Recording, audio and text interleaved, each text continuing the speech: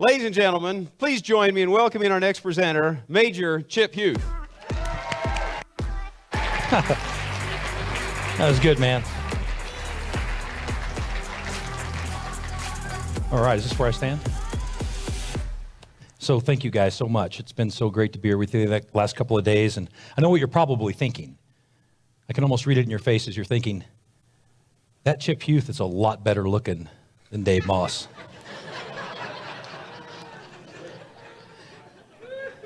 Maybe. Maybe it's just the lighting. Maybe not. But it's good to be here. So I've been thinking about, like, what am I going to say to you guys, right? Because you got to admit, after you sit through these speakers, who wants to follow them? I've gone through these emotions, man. It's a roller coaster. I was laughing so hard it was hurting, and then my allergies started acting up during that video from the Army there. I just started to take my nasal spray. But so I thought maybe I'd share with you guys some things that I've been thinking about lately and kind of update you a little bit on my progress and then how I've been implementing some of what Arbinger's been so gracious to teach me in my new role. And so speaking of my new role, as Dave mentioned, I'm no longer a sergeant with the SWAT team. I promoted a couple of times since the last time I got to spend time with you guys. And people ask me often, what's that about? You kicked doors for 22 and a half years. It's a great job. The people were the best part of that. And the experiences we had, it was almost like it's a second family. You don't want to leave, right? And so why leave? And honestly, I got, as I often do, my mouth got me in trouble. I was speaking, actually working with a group on the behalf of Arbinger.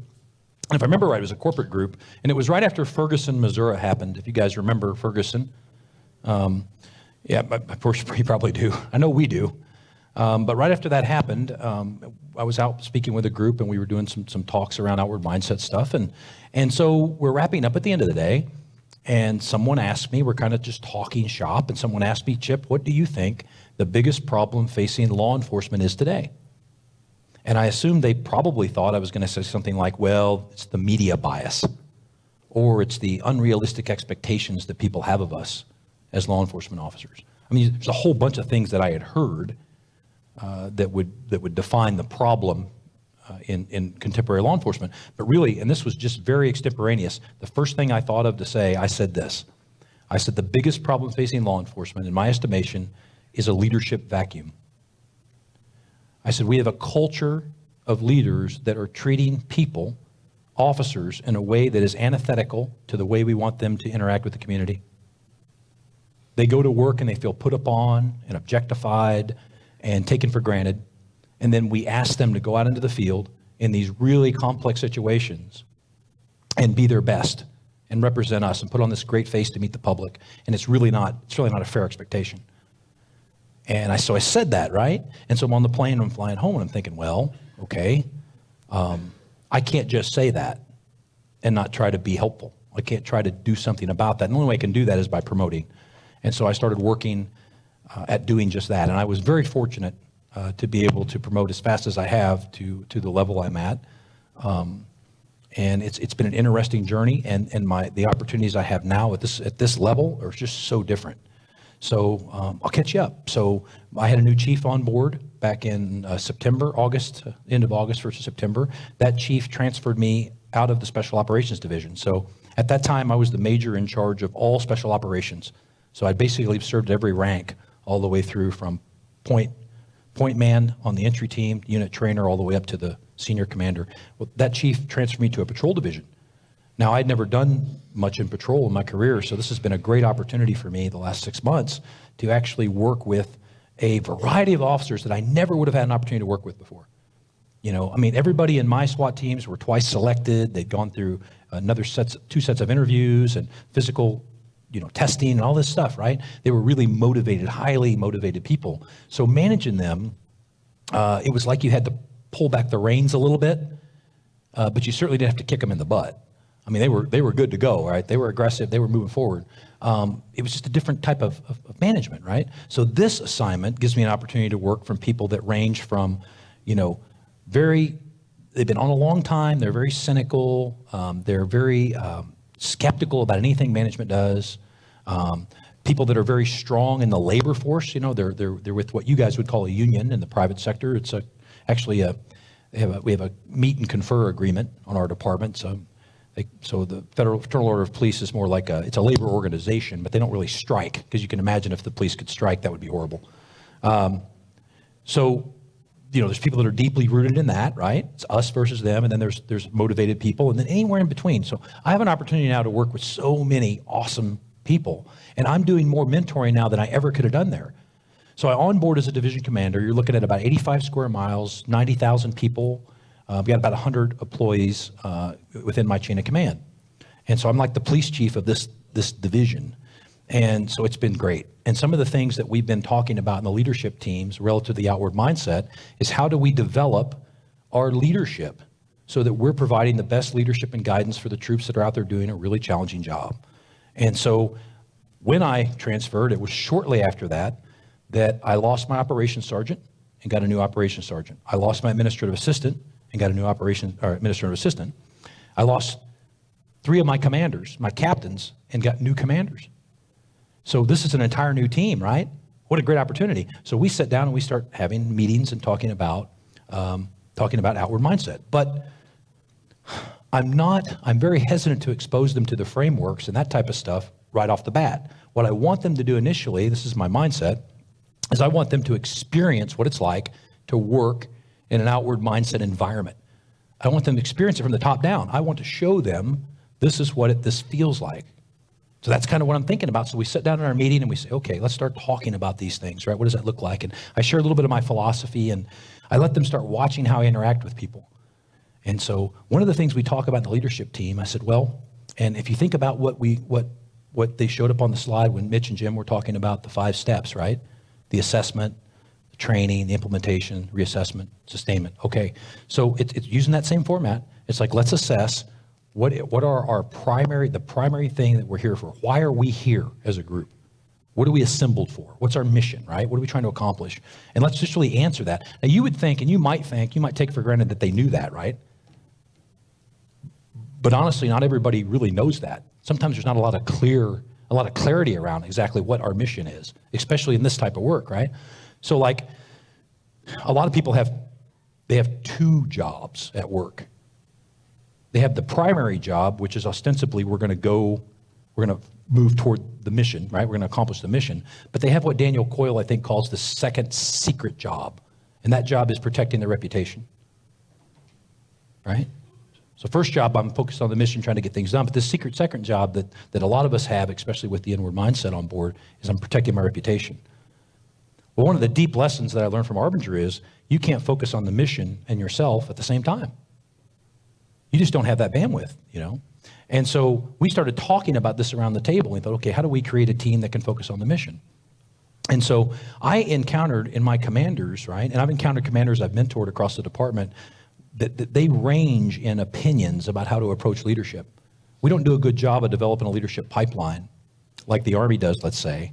See, the Army's crazy in the way they do things. They actually train their leaders before they put them in leadership positions. I don't know about you, but a lot of people I've worked with, a lot of organizations, ours included, if you're really good at your current job, they make you a boss. Easy, right? I don't know, but it strikes me that being a leader is totally different than being someone that's good at the technical aspects of your job, right? It's all about people. So I've encountered these leaders I've been mentoring. Some of them think, well, they're very people-oriented. And how that looks to them is, well, it means that they are very interested in how their people perceive them. And so their primary focus becomes kind of running this popularity contest. And so they do things that actually undermine the mission. They come into roll call briefings and they might say something like, senior staff had this idea and I just think it sucks, but we're going to do it anyway because, after all, they're the bosses. You can imagine that's, well, wow, right? Yeah, but of course the troops love it, right? Especially the cynical ones. They're like, yes, this commander gets us, right? He's on our side. And so what ends up happening is that for these commanders, the standards slip, right? People aren't performing up to standard, and you start seeing it, this chaos will leak into those teams in little ways. Like maybe it's somebody coming in late to work, and then someone not wearing the proper equipment. And then next thing you know, it just escalates from there. from rudeness to, discourtesy and even in some cases severe misconduct, like stuff that, I'm sure you've heard about, while rare, still happens. And so I've got those commanders, right? And then I've got the other commanders who are so process-oriented that they can't see the people. They're like, well, I've got the policy books. I know what people should be doing. So, this is easy. All I have to do is take the policy book and enforce everything in here. And they're not alive to the personhood of the people that are in those processes. And so mentoring those people looks really different, doesn't it? For the former, it's like, okay, look, here's the deal. We are assembled here for a purpose.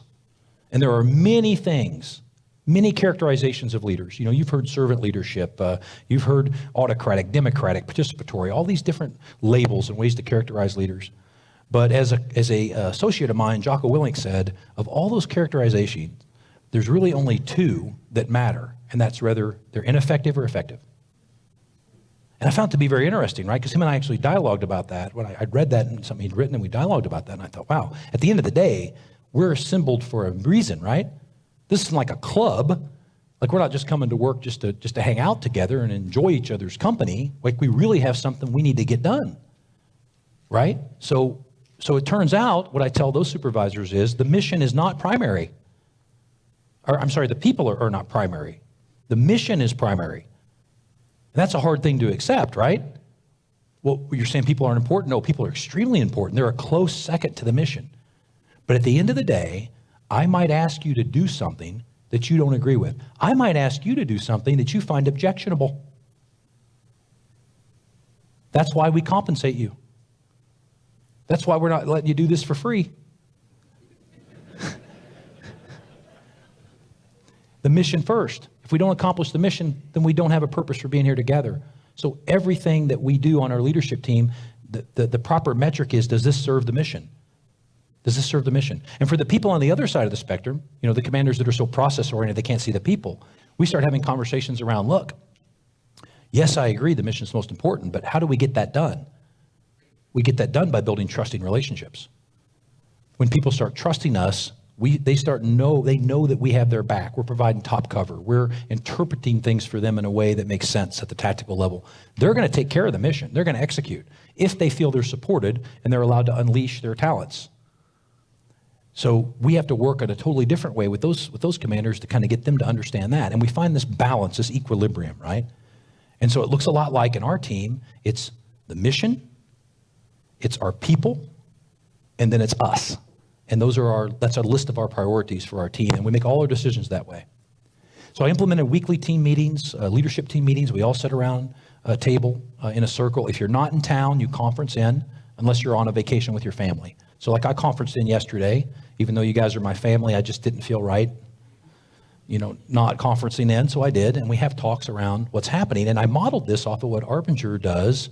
And I don't know if I can say this or not, but it's already happening, so I'm saying it.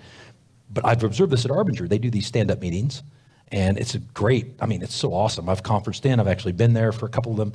And basically, the theme of the meeting is so cool. It's like they go around the table, and it's like, okay, well, here's what I have going on this week. And then the question becomes, from the group, what can we do to help you with that? And so that's what I modeled these leadership meetings around. So let's say Captain Todd Marks starts.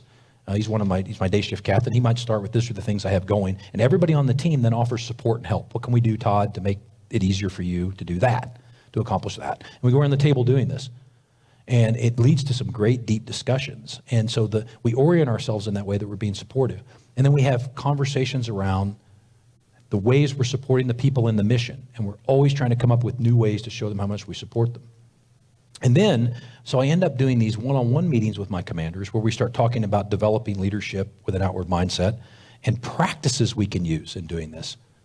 So one of the first things in my estimation that leaders are charged with is creating a safe environment. Employees have to feel safe in order to contribute. Like, we all want them to contribute. We say, we all have individual talents and there's things you bring into the table that are unique and we want you to, we want your input. But if they don't feel safe, they won't do it. You don't believe me, if you onboard into a new leadership position and you go into a meeting and you ask for critical feedback, if you're not getting any, it's because they don't trust you. They don't trust you. They have to trust you first. You have to create safety. And one of the ways that I ask my leadership team to do that is by creating this vulnerability. And you've heard a couple speakers talk about this. This idea that as leaders we're vulnerable in very appropriate ways. And I picked this up back with the SWAT team. I got it from, I think, the Blue Angels. Have you guys seen the Blue Angels fly? That's hairy work. I mean, there's certainly some danger involved in that. And one of the things I learned about the Blue Angels was that when they do an after-action review, the leader reports out first on his or her mistakes. This is what I did wrong on the mission. This is where I need to improve. And what that does is that vulnerability, by displaying that vulnerability, they create what you might call a vulnerability loop where people feel comfortable coming back and then expressing the things they might have done wrong, the things they can improve on. So you're actually inviting this, right? So that contagion effect that you've heard people speak about. You're inviting this vulnerability back, this transparency back. And in order to do anything effective toward the mission, you have to tell the truth. People, we have to confront reality and they have to know what the truth is. And so we have to be able to do that. And you're actually building safety by doing that. We took it one step further. Now, this is not for the faint of heart. So one thing I have to tell you guys is that the SWAT culture, it's a little different. So, it's a little different. The type of job brings us closer in ways probably that a lot of people don't experience. So it's not for the faint of heart, but we took it a step further with this vulnerability and we created it like a failure board. Yeah, we called it actually, they named it the Come On Man board. Does anybody watch ESPN?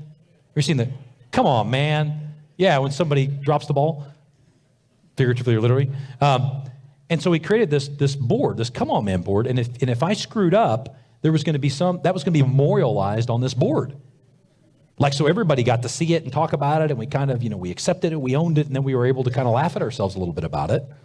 And then at the end of the year, we would go so far as to vote on the biggest mistake of the year, and that person would get an award. So you got the Come On Man award. And I know it sounds crazy, but I'm telling you, it worked out so well for us in our culture. It just became so normative in AARs and after action reviews for people just to go, hey, I screwed this up. Here's what I did wrong. Even when other people didn't know, like you could have hidden it because they understood that in order to improve, you had to be transparent about that. So I embed that idea into our team too. We haven't done a failure board, but when we sit down and talk to our troops, we are honest and open about the things that we need to be doing better. And so the next thing I'm doing right now, as we get back, is I'm creating a peer feedback group. I don't know what to call it yet. If you guys can think of a cool name for this, let me know. Put your mind to it. But this was my thought. I woke up one morning thinking about this. We're going to get members from each watch, line level members of the organization from each watch, and we're going to pull 2 from a watch, and once a month they're going to meet directly with me. So they're not going through the chain of command. It's just we're going to sit down, I'm going to meet with them, and I'm going to ask them questions. Things like, what are we doing as a division that you think we should stop doing immediately? What are we doing as a division that makes your work harder? What are we doing as a division you really agree with, that you really like? What do you think we need more of? What do you think we need less of? Just asking the questions that we need to ask from an outward mindset perspective that can lead us to, 1, build trust with those team members, and 2, get better. That's what it's about. I marvel at the fact that we totally disregard some of our line-level employees, especially the new people. They'd be like, well, Chip, what does she know? She's brand new. Well, she's new to the job. She's not new to life. Like I'm going to guess that she's probably done some other things before she came here, had some other experiences that may be relevant. And certainly while she may not have been a police officer, she's been a consumer of our services, right? She's certainly been on that end of it at some point, large or small, hopefully small. So it's that idea. We're creating that type of environment, and that's what we're after. And it's all driven toward this idea of safety. And so we're thinking a lot about that. Creating transparency in the team has been big for us. So what does that look like? Well, we want to be completely open about everything, and we want to tell the truth all the time. 2 things I notice outward mindset leaders do well, and Arbinger doesn't quite capture it this way, and this is just my observation, but 2 things that I notice they do very well. They see people, and they tell the truth. They see people. They actually see them, right? They're alive to them. And because they're alive to them, they're alive to their limitations. They're alive to the areas in which they need support. They're alive to the particular specialties that they're good at. right? They know how to employ them, and they know how to motivate them and move them in the right direction. They're alive to their personalities. They're alive to their to what's important to them as people, so that we can tie that to the mission, right? I mean, they see people. They really do, and they're really good at it. And it almost becomes intuitive. And they tell the truth. They're openly honest about everything, and they tell people. When Richard Sheridan was talking about having that meeting where they're actually opening the books up to the employees, my mind just started clicking. I'm like, man, in what ways can we can take this to the next level? We just tell them everything. No cutting out things out of emails before you forward them. Forward it. Show them this is the thought process. And by the way, we're opening up our leadership team meetings to all employees.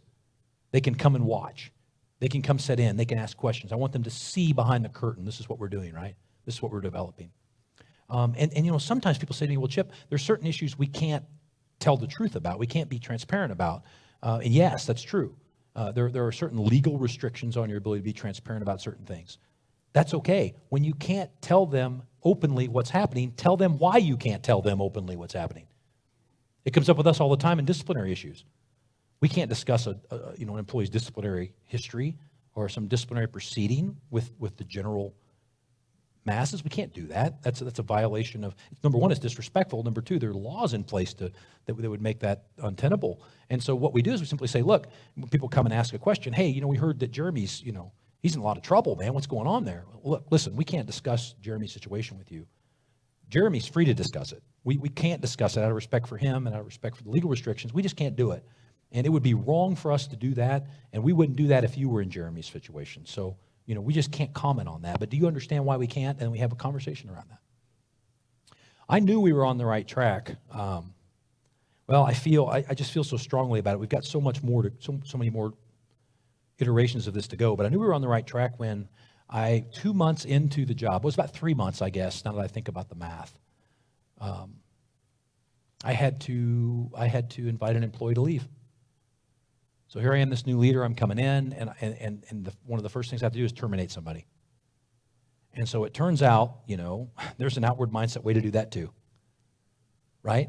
And so I started working with this employee immediately, and I recognized the need to pull this employee off the road to relieve him of his weapon and to relieve him of his law enforcement responsibilities and to put him in an administrative position while we conducted this investigation.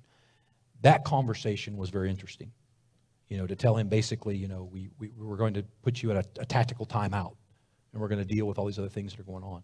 So relieve him of his duties, and then, through the process, I just shepherded him through every step of the way and told him what's happening here, what's happening there. At one point, he looks at me and he says, Major, he goes, when can I go back to the street? I said, look, I'll call him David. I said, David, I want you to understand that the potential consequences for the things that you're facing are serious, like potentially career-ending. These are really serious consequences. We're not at the point where we can talk about you going back to the street. We're at the point where we're trying to do what we can to potentially salvage your job. This is a big deal, man. And he just kind of looked back at me like no one had ever said that to him. And I go back and look through his employment history, and sure enough, he'd been transferred around from division to division, right? 10 years. And some of the things he'd done, you're like, oh my. Like, it started out little, like we talked about before. It started out at what we call the shallow end of the misconduct pool. Of course, nobody addressed it, right? And he started treading on out toward the deep end. And now he's at the point where he's doing things that are just, borderline ridiculous and potentially unsafe. Well, absolutely objectively unsafe.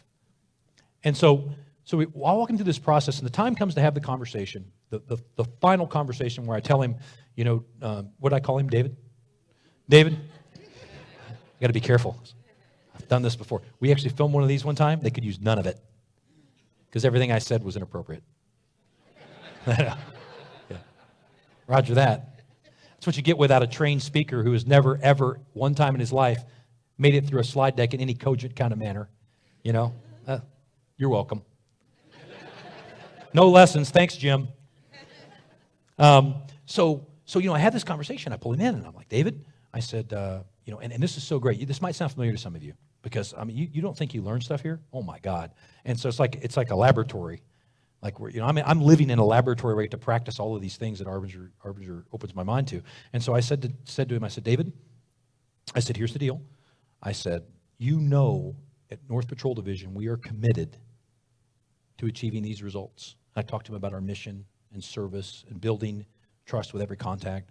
I said, when you do the type of things you do and the type of things you have done that's led us to this conversation, you make it impossible for us to achieve that result. Therefore, I wish you the best as a person, but I can no longer employ you here. Anybody, does that sound familiar to anybody? Outward mindset for leaders? Yeah, it's in there. It's a version of that, right? It's in there, a version of a conversation that you have with an employee at that. It's so amazing because you're thinking, well, yeah, but I've never really had to say that to anybody. Oh my God. So he looks at me and he says, I understand. And he leaves the office. He leaves the office. Okay, fine. And so 25 minutes later, he comes back. Now, if you're like me, you're thinking what? Workplace violence. I'm squared up, man. I'm like, wrong guy. Like, you're just the wrong guy. No Dave Moss, man. We're going to, yeah, I mean, we're going to get after it, right? You're going to get your back dirty, son. And so, I'm all ready to make him count ceiling tiles.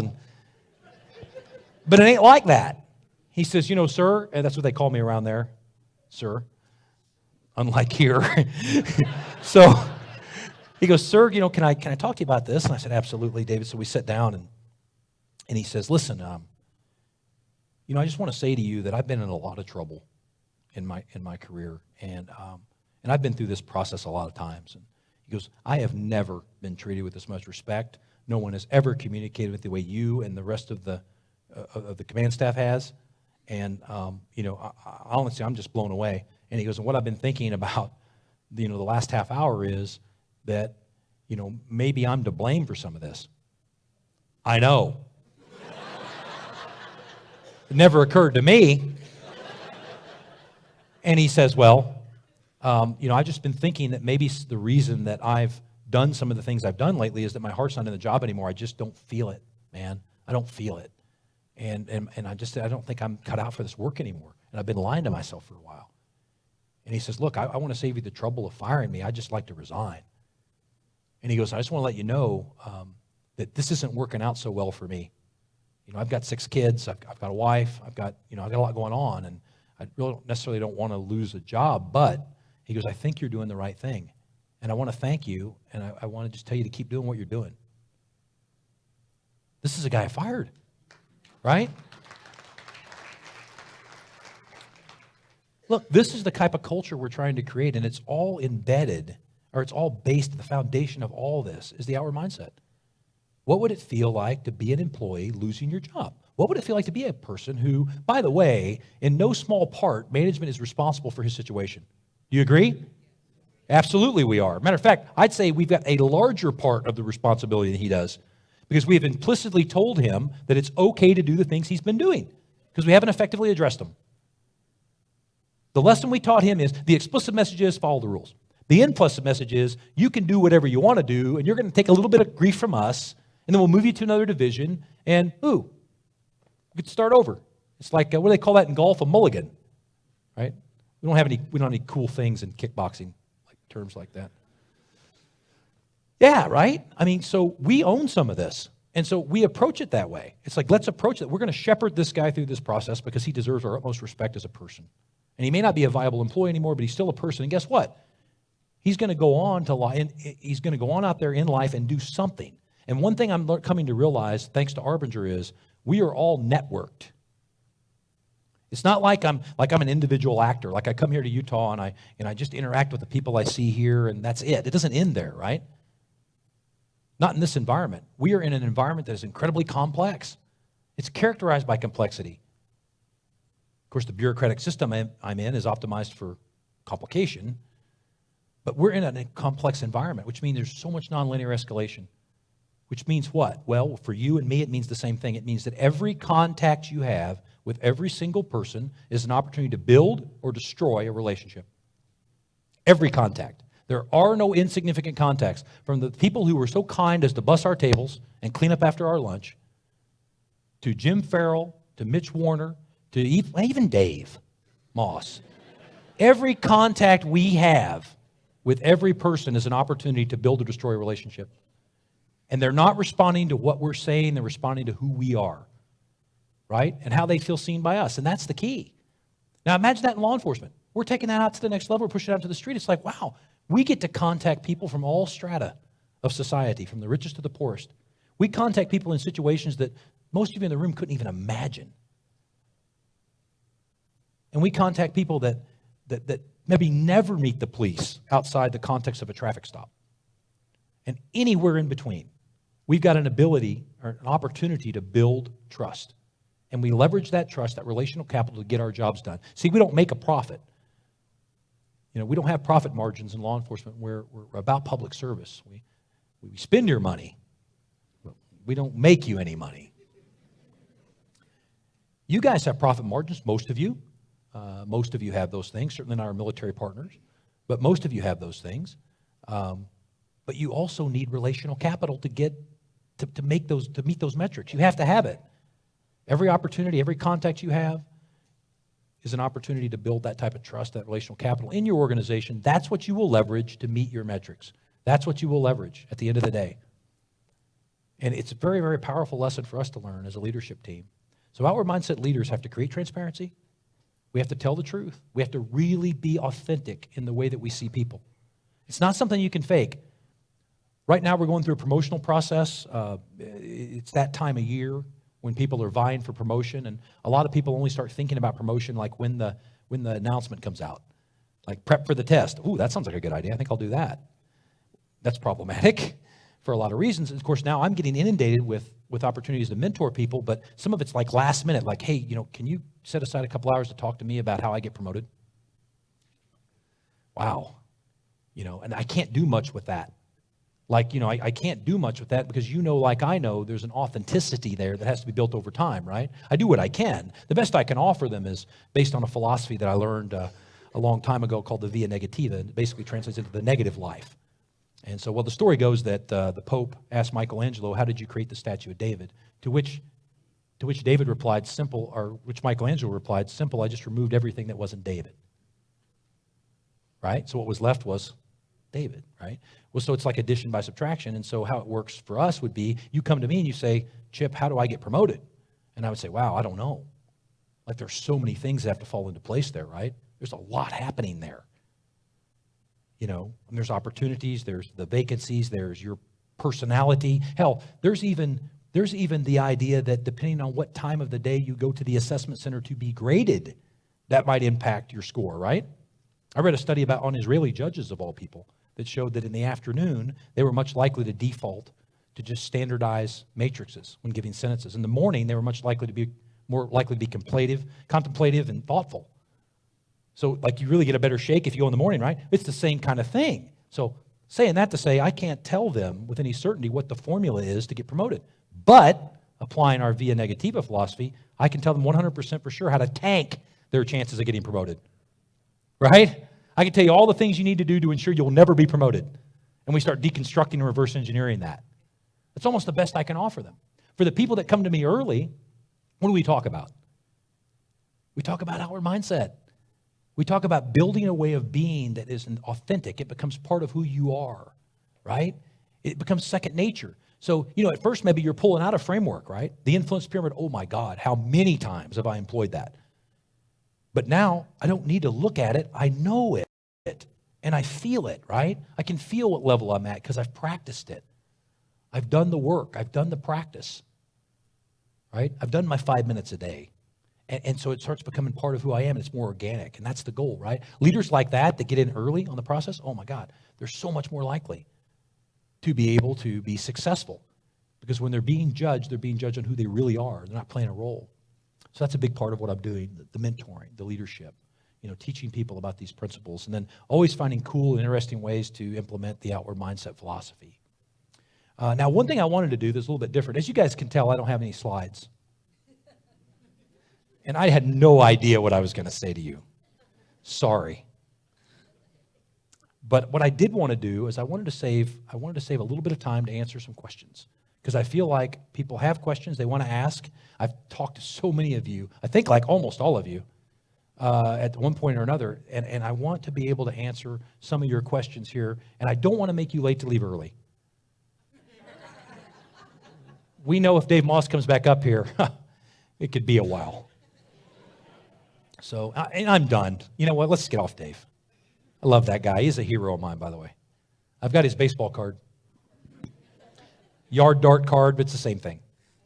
So questions. Mike's got a mic. See what I did there? Heather's got one over here. By the way, the last time I was talking to an audience in which I couldn't see them, I melted down bad. If you guys have seen a TED Talk I did, I've never done theater, and I'm a conversation guy. I don't give talks, I have conversations. And so I couldn't see anybody, and I freaked out. Bad. Like, you have no idea what was going on there.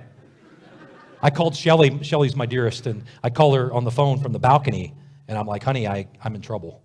I didn't say that. I just said, honey, how's everything going, honey? And she goes, oh, good, honey. What's wrong with you? Nothing. And I told her, I'm out of my league. These people are amazing. And she goes, calm down. Go get some note cards. Write down some notes. I said, I don't use note cards. She goes, you do today. Just get some note cards, write down some notes, let it go. And so what Jim Farrell said to me, and it may have been Mitch. I'm pretty sure it was Jim, though, because Mitch doesn't talk to me much. What Jim asked me was amazing. I wish he would have said this before the talk. He goes, well, Chip, he goes, when you were worried about the way you were communicating with them, who were you thinking about? I said, well, me. I didn't want to look like a moron. He said, yeah, that might have been the issue, right? You're not thinking about the people you're speaking to when you're worried about you, right? And so he said something like, throw yourself on the audience and trust them to catch you. I go, where the hell were you when I needed you, Jim? We can edit out that word. Question. Sir. I can't see you. This is Jamie. Hey, Jamie. I would like you to comment on how you use the outward mindset as it relates to like de-escalation in the field of law enforcement, because they both have, connecting components to it. Yeah, sure. Well, thank you for the question. We haven't clearly defined that term for law enforcement yet, by the way. I'm actually moderating a panel on de-escalation in Phoenix here in a couple months. And one of the things I'm going to ask the experts to do is to define that term. What does that mean for law enforcement? Because it can mean a lot of things, right? There's a tactical component to it, and there's certainly an interpersonal component to it. But so the way that we employ the outward mindset, it really comes back to that basic question, is what would it be like to be this person in this situation? Whether we're dealing with a hostage barricaded situation, whether we're dealing with somebody who's potentially suicidal or perhaps off their medication and suffering from mental illness, what would it be like to be this person in that situation, experiencing this context as they do? And that informs in a lot of ways our response. So it tells us things like, well, if I were that person in this situation suffering from that illness, I wouldn't want the police rushing up on me. So perhaps we take a different posture and we stay back and we use cover and we communicate from a distance, right? And then, of course, I'm intensely curious about people with an outward mindset, so I actually learn about the things that are unique about people with that particular impairment, right? So I want to know more about bipolar because I know I contact a lot of people that are bipolar. So we onboard and bring in experts to train and teach us. It's the same thing we do with to reduce the dog shootings that you guys heard about. Same thing. What would it be like to have your dog shot by the police? Well, not good. Let's bring in people that are experts to teach us some ways not to do that as much. So it really informs de-escalation at a foundational level, right? Not so much tactical. It bleeds into the tactical, but it's all founded on this idea of seeing people as people. And then also understanding that within the context of one of those situations, you have opportunities to work that pyramid, to work that framework. You have opportunities to build relationships, large and small, in that situation. Some aren't as significant as you think they might be, but they're what's needed for that situation. And then listen and learn and teach and communicate and those type of things. So hope that answers your question.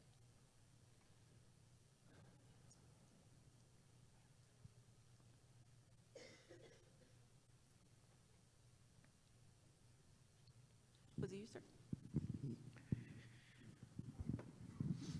Hey, good morning, Chip. Dan McKay, we've all seen your video of the interaction with your son, and I got to tell you, it changed my life. So thank you. But I'd love to hear a little bit about the Paul Harvey of that because I'm still struggling with my 17-year-old. I'm not old enough to know who Paul Harvey is, so use a different reference. Thank you. I still don't know what you're talking about. Okay, well, look, so I already told you my allergies already acted up once, right? So there you go. You go there. Well, so the rest of the story is that my older son, Chris, he's still kind of struggling a little bit to find out who he is in the world. He's got all these untapped talents, and I'm still working really hard to stay outward with him because at his age, I feel this need to get him so much advice, but I'm fighting it. I'm just trying to love him through it, right? We have a great relationship. We just went to the movies last week. We went out to dinner, had a great talk. He's been struggling with some things on a personal level that he's open with me about, and we talk about. And he actually values. I mean, I listen more than I talk to him. People find that hard to believe that know me. I listen more than I talk to him, but it's become so powerful, our relationship. And Shelley, my beautiful wife, man, she's so naturally outward. She contributes to my relationship with my sons in such an impactful way. Like, I could tell you so much about her, and my Arbinger family's met her. I mean, she's amazing, and like, I was so excited for her to go to a facilitation. I'm like, I really want her to go to this. She's going to love this. And so she goes 2 days. Jack Colwell, my dear friend, facilitates, and he's great at this. And so he's like 3 levels deep, as we say, Matt. He's 3 levels deep in Arbinger. So, but he does this, and so her and I are riding down to the lake, and I'm like waiting for her to tell me how great this is, and she's like not saying anything, and I'm like, really? Not saying anything about the 2 days of Arbinger? You're not saying anything? So finally I asked her, like 2.5 hours, I said, honey, what'd you think of the training? And she goes, oh, it was really good. Right? And I said, well, do you have any thoughts? And she goes, I had one. I kept wondering why you have to teach people this stuff. Well, you're no longer invited to the business meetings. That's for dang sure. But so she says to me things like this. I'm with Chris at dinner. I make a comment. I think, so you guys know what cognitive dissonance is, right? The difference between what you think about yourself and what others think about you. Hint, one of those things is more accurate than the other. I think I'm really funny. Most people think I'm inappropriate. So I'll make a joke at the table at Chris's expense, right? And Chris isn't oriented like I am. He's got a different personality, and thank God. And so, we're riding home, and here's Shelley sitting in the passenger seat. She's like, just quiet. And I'm like, oh, hey, what are you thinking about, babe? This is her. She's going to kill me if she ever sees this. She's like, oh, nothing. I said, oh, you just seem like something's on your mind. She goes, well, I was just wondering what it would feel like to be Chris tonight. It's a weird thing to wonder. What are you wondering that for? She goes, well, I know how much he admires you now, and I've seen the way your relationship has changed, especially since your exposure to Arbinger, and I know how much he looks up to you. And here he is in front of all his family and you, this person they admire so much, and you make a comment like the one you made at his expense, and I just kind of wonder, how I might feel about that. You think I ought to call him? She goes, oh, I can't tell you what to do, honey. So you call him up, yeah.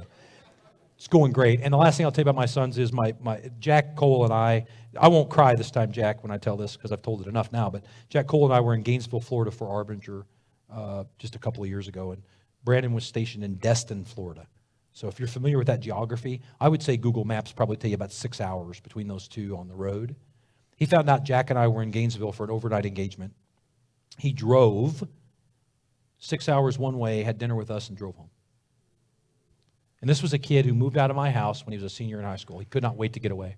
So the rest of the story is things are really progressing well. They're not bump-free. It's not like, we're not on autopilot. We still have challenges we have to deal with all the time. And, of course, there's that specter of the old me there, right? Keep in mind, I was never classically abusive. I was disconnected. That was my mode. I was never like people like, well, you must have been really bad. Well, yeah, I think I was really bad, but in a way that you don't typically associate with abusive, right?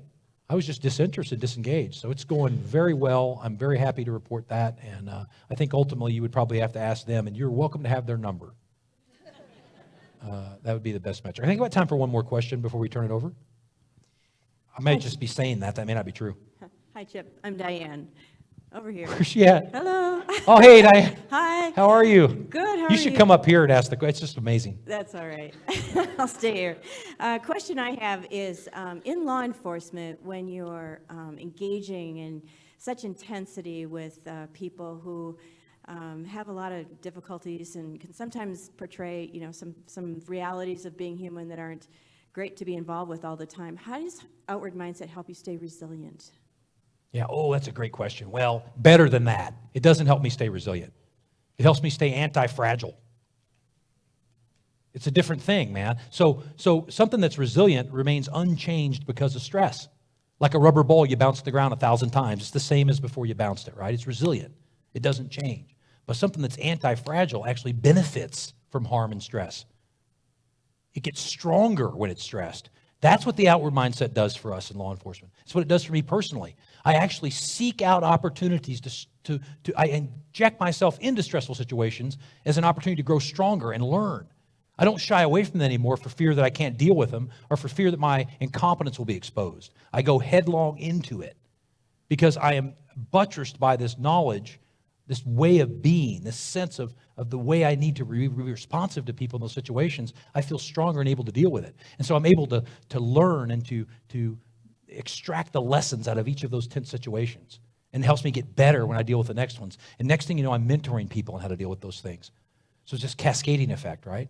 So it's actually, I think about it more like that. It's not that I stay the same. I'm never the same. Guys, we're never the same. We're always changing. We're either getting better or we're getting worse. And when it comes to the box, we're in, we're out. It really depends on the context, right? The key is being able to recognize when we're in and to get stronger and better. So in so many ways, that's the term that comes to mind, right? I think we just get stronger that way. So that's great. Well, I want to wrap up and make sure that I give the stage back over to Dave and ultimately, I hope Mitch or Jim. Look, no, I'm not. Well, we sure took that in the wrong direction. That is the last time, though. By God, the last time. I want to pick on Dave. I want to leave you guys with a thought. And it goes back to the way I started this conversation about authenticity and the outward mindset. I just got to spend some time. Arbinger has given me opportunities that I never, ever, ever would have had in my lifetime. I was a homeless kid, rescued to the farm, working for $1.75, scrubbing waters in a turkey farm, hauling hay. I went in the military at 17. The opportunities that I have gotten because of Arbinger and the way they've expanded my way of seeing is just off the charts amazing. And so I've made some great friendships. As a result of that, I got to spend some time with General Stanley McChrystal in October up in D.C. And he and I had a conversation around leadership, and I shared a bit with him about what we were doing here at Arbinger, and he shared a bit with me about what they were doing at the McChrystal Group, and we were talking about just leadership in general. And I brought up this idea of the outward mindset and authenticity. And he said this to me, and I want to leave you guys with this, because the way he said this, it just struck me. He said, Chip, authenticity is incredibly important. People will forgive you for not being the leader that they think you should be, but they won't forgive you for not being the leader you say you are. Thank you all for the gift of your time, for letting me come up here and chat with you guys. Awesome.